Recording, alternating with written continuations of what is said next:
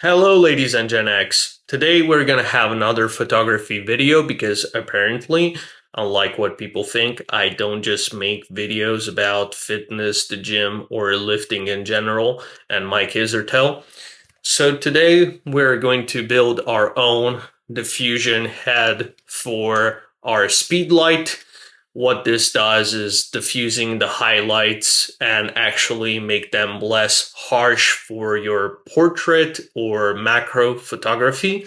And it's really easy and cheap to build when compared to other heads on the market like Gary Fong diffusion head and so on. That's actually how I came across this one. So we're gonna build it and we're gonna actually test it out, even if I already do it. Now, it's not really built because I just have these ones keeping the plastic wrap from IKEA on the flash, but we're gonna build it very soon. Okay, so this is what you're going to need for this little artistic endeavor.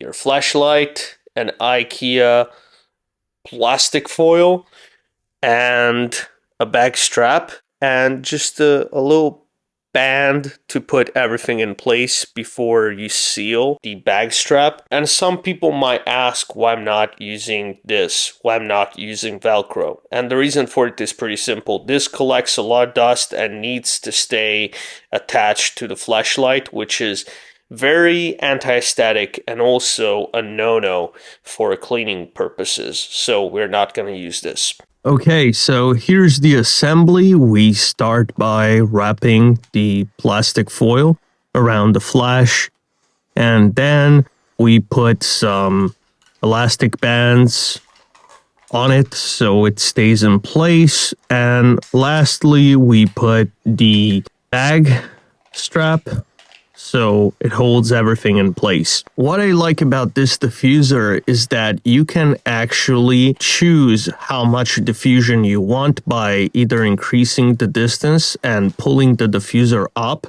or even using wider dimensions of plastic wraps so that you can increase or decrease the diffusion to your choice. These are the results with the diffuser and without the diffuser. They were all taken with the most fitting settings for my Sony ZV-1, which I'm recording also this video on. I do understand that it's not the perfect camera for photography, but the results were actually pretty staggering, at least to me.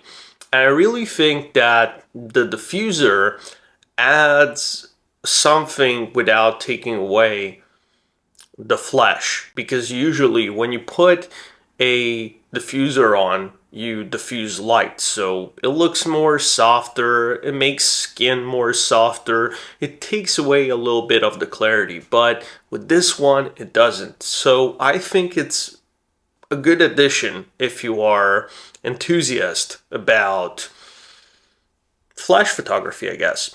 Anyway, that was the video, that was the tutorial. Thanks so much for watching. Like, share and subscribe, comment if you can, is really appreciated. And see you soon.